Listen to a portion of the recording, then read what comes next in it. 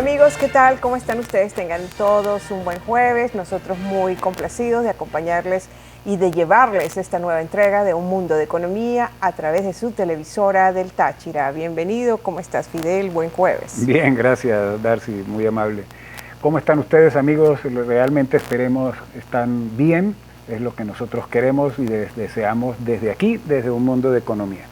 Y sin más, pues entremos en materia. Traemos para ustedes informaciones de la actualidad económica nacional, regional e internacional que son, juzgamos, de interés. Directo. Más de 7 salarios mínimos requieren los caraqueños y por regla general los venezolanos, para adquirir la cesta alimentaria. En el caso de Caracas, integrada por 7 bienes esenciales, informa el economista y diputado a la Asamblea Nacional, José Guerra, a través de su cuenta oficial en Twitter. En efecto, Guerra explicó que el viernes 5 de los corrientes de este mes, el precio de la canasta se ubica puesto en dólares, 15.68, mientras que el salario mínimo al tipo de cambio vigente es de 2.1 dólares al mes. 2.1 versus 15.68, evidenciando que se requieren más de 7 salarios mínimos para adquirir los alimentos para una sola persona. Si lo ponemos en términos de familia, tenemos que multiplicarlo por 5. En su cuenta, el economista José Guerra escribe lo siguiente, cito textualmente: cesta alimentaria Caracas, contentiva de 7 bienes esenciales, aumentó 7.5% respecto a la semana pasada. Con el salario mínimo se adquiere 13% de la canasta de 7 artículos. El valor de la canasta Caracas, 15.68 dólares, y el salario mínimo 2.1 dólares mensuales. ¿Qué tal? Esa es una realidad palpable. Muy palpable, y ese es el costo de la canasta alimentaria para los caraqueños, igual es el costo para la canasta alimentaria de todos nosotros, que en función del aumento desmedido día a día de todos los productos alimentarios, pues merece hacer una reflexión.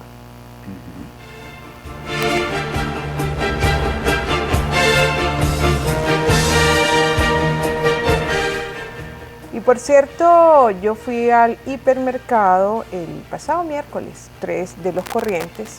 Indico la fecha porque hablaré de precios hiperinflados. Y allí, en el hipermercado, una señora de baja estatura se dirigió a mí en los estantes de los enlatados de sardinas para pedirme el favor de que le viera el precio colocado en el estante superior para comprobar si había un precio inferior a los 140.000 bolívares, que es el precio de la lata de las sardinas que ella había conseguido en otro estante. Para su suerte, el precio que le vi en otra marca de sardinas estaba en el orden de los 137.000 bolívares la latica. Ella, la señora, cargaba 4 laticas que las devolvió al estante donde estaban y tomó las 4 con el precio de su agrado, diciéndome: ay, hija, así me llamó por su momentánea y espontánea alegría, con la alegría propia de los engañados económicamente. Vea, a 137.000, qué bien, me ahorro 12.000 bolívares al comprar las 4 latas de sardina. Algo es algo, me dijo ella. Y con esta expresión se retiró, digo yo, bastante oronda, de seguro a buscar el menor precio en las cosas que su capacidad adquisitiva le permitía. Yo, ya sola, pensé: si es verdad que la doñita ahorró 12.000 bolívares, sí, se los ahorró, pero con esos 12.000 bolívares ni siquiera puede comprar un solito pan español, que por cierto ese mismo día pude averiguar estaba en 15.000. Traje a colación el caso de la señora y su ahorro para poner un ejemplo de lo que es la economía de las humanas miserias. Economía que se fundamenta por proporcionarle a los que viven o a los que la viven, gozándola o sufriéndola, las fantasías características de las existencias subreales, en donde nada de lo que se experimenta sale de la imaginativa ardiente de sus soñantes. ¿No me quieren creer? Bueno, compare usted el precio nominal del panecillo español con el nuevo precio nominal de la gasolina de los 5.000 bolívares el litro. Nominalmente el precio aumentó, pero fuera de esa imaginativa, el Ejecutivo Nacional sigue votando por la borda tan importante insumo. Es como que si hubiesen rebajado, cuando mucho, el precio real a 5 centavitos el litro de la gasolina, que por cierto, esto me recuerda a una francesita de una vieja canción que oí alguna vez y que por cierto no la volví a oír nunca más, que decía: quiero comprarle a la vida 5 centavitos de felicidad. Hasta aquí esta reflexión. Ahora vamos a cumplir con una pausa comercial y ya regresaremos con más de Un Mundo de Economía. No se aparten, por favor.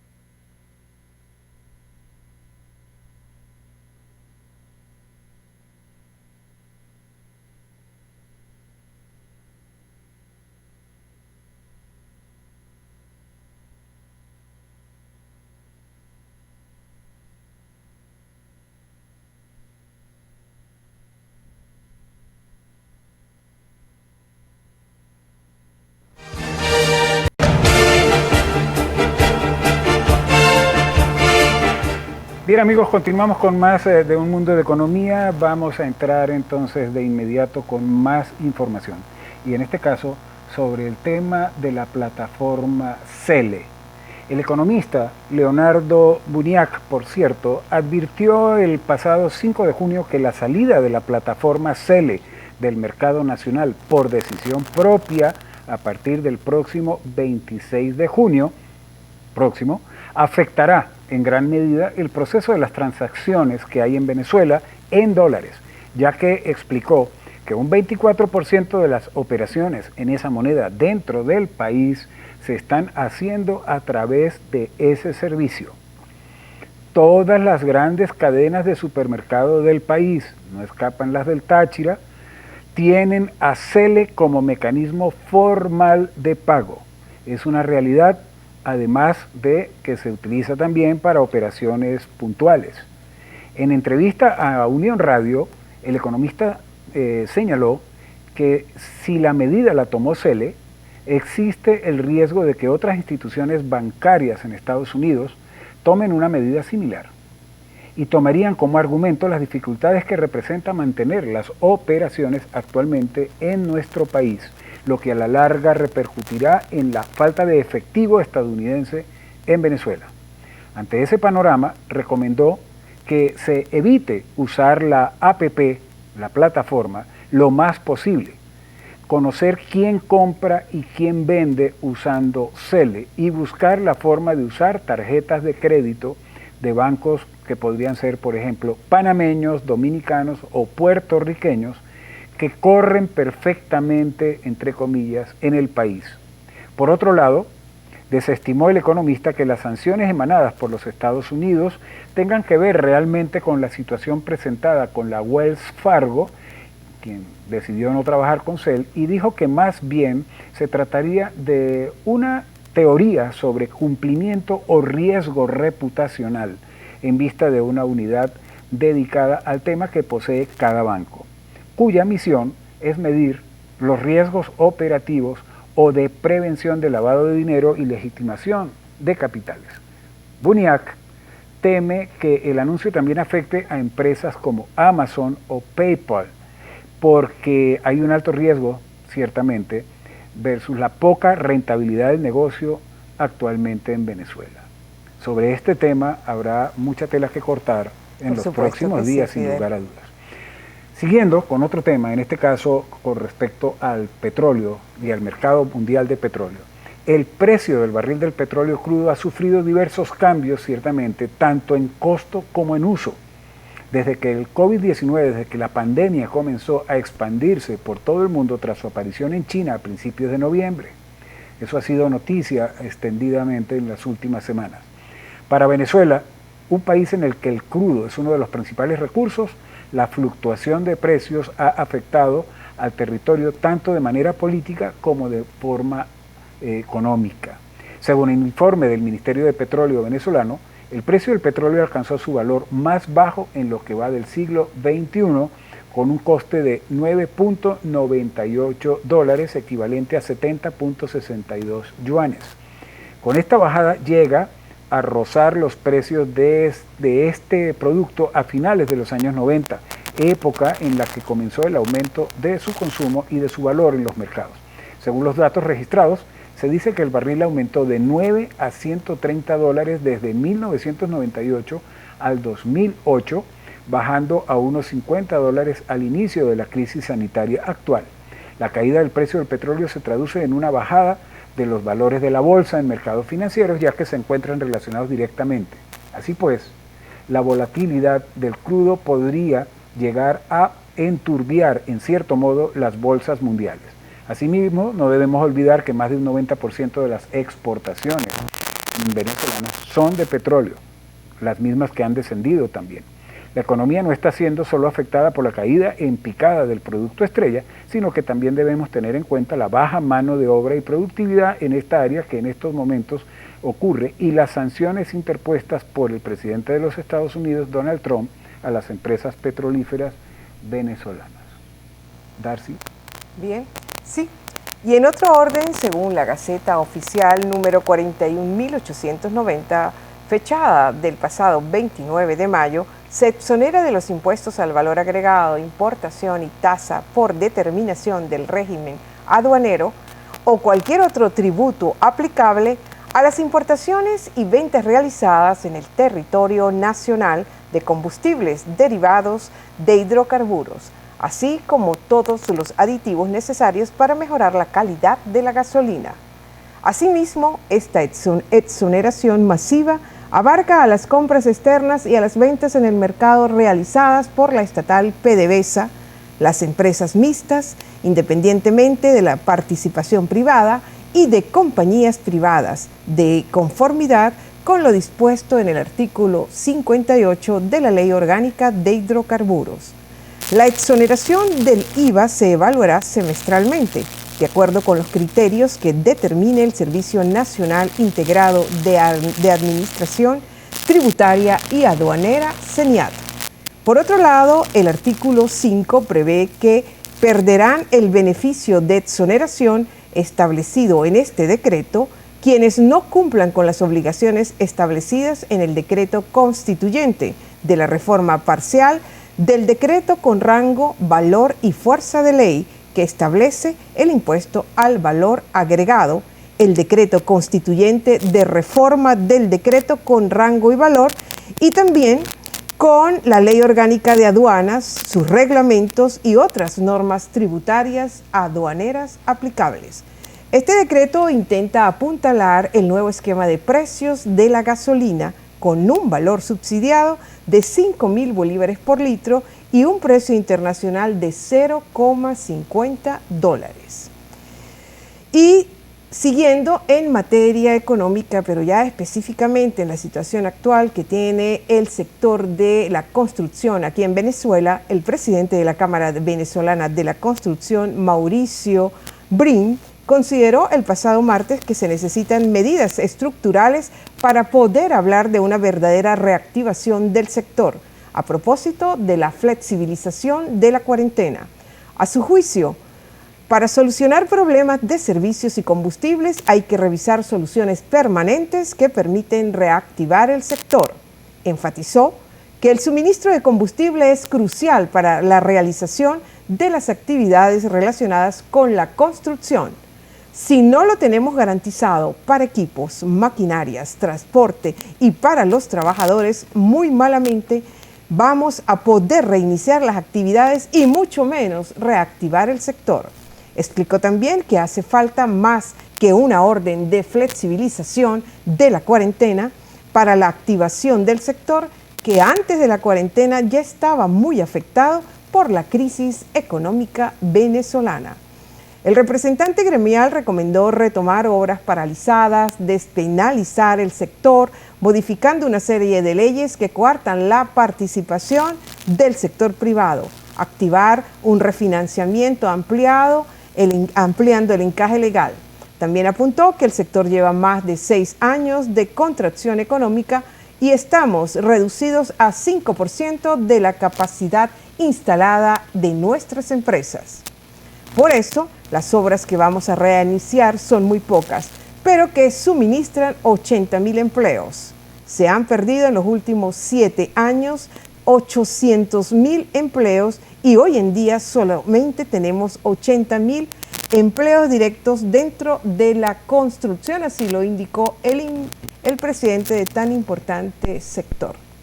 Tenemos que hacer, amigos, un corte. Regresamos en algunos segundos con más información acá en Un Mundo de Economía. No se retiren.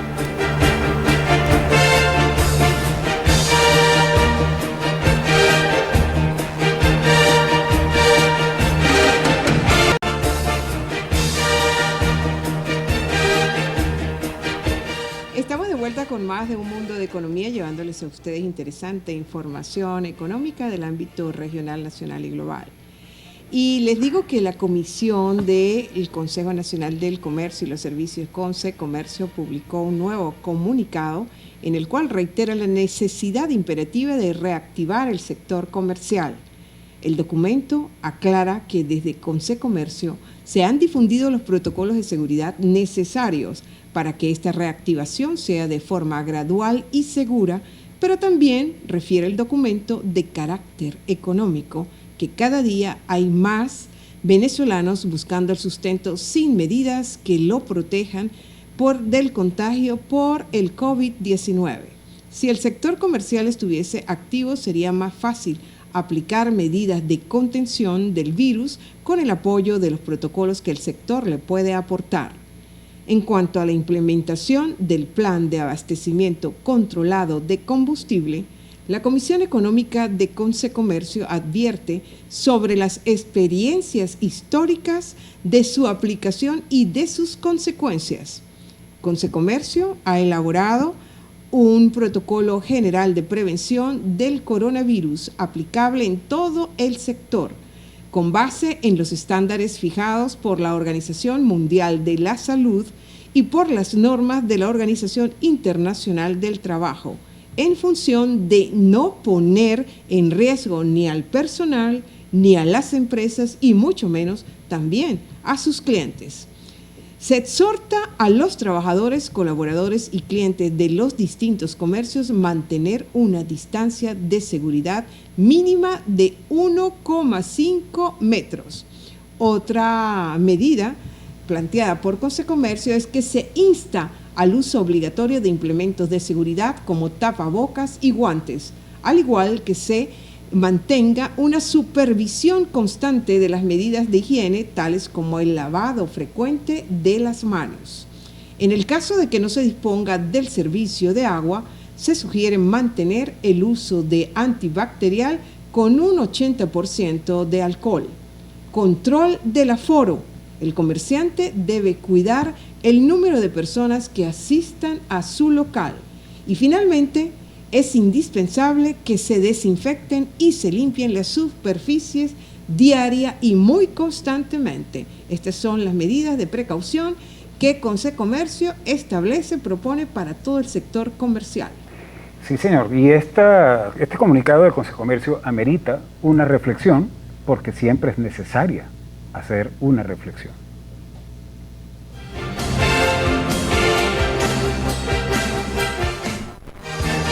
Para reactivar nuestra economía no solo al sector comercial, sino también a la industria, el sector agropecuario y la minería, se requieren realmente medidas estructurales para poder hablar de una verdadera reactivación a propósito de la flexibilización de la cuarentena. Prolongar por más tiempo el confinamiento es arriesgar que las unidades de producción no puedan arrancar nuevamente por falta de financiamiento. Y es que el financiamiento del ciudadano también se le agota. Si nadie produce sus ingresos para consumir, ¿cómo se consume? La propuesta clave que el mundo está atendiendo hoy la hace la propia Organización Internacional del Trabajo, la OIT, quien plantea que hay que financiar el trabajo, hay que financiar a la empresa, al empleador, para que se generen los bienes y los servicios requeridos. Advierte la OIT que más de 436 millones de empresas a nivel mundial confrontan el grave peligro de una interrupción definitiva de su actividad. En el mundo entero, los gobiernos temen que la crisis económica se convierta en una catástrofe económica y que los arrastre a una situación de estado fallido en el que no tengan capacidad de darle respuesta a las necesidades básicas de la población, partiendo de hecho que es el ciudadano con su trabajo y con su salario el motor de una economía de empresas en producción. Por lo tanto, los gobiernos definen políticas económicas, fiscales y monetarias para el arranque del desconfinamiento progresivo y la reactivación empresarial. La gran pregunta que nos hacemos es, ¿el régimen venezolano qué está proponiendo? ¿Qué está haciendo en este campo? Ya el país colapsó y la capacidad del gobierno para administrar la escasez también colapsó. No existe suministro eléctrico constante, de hecho empeorará. No hay gasolina, no hay agua, no hay internet, no hay gas, no hay trabajo, no hay empresas. Sin dinero también para financiar subsidios directos. De allí la preocupación general de todos nosotros, pues no se trata solamente de diseñar y aplicar un protocolo general de prevención del coronavirus. En eso Consecomercio se equivoca, porque es mucho más, va mucho más allá para poder reactivar la economía. No es solo con la intención de querer hacerlo, como gremio, como empresa. ¿No? La intención no vale.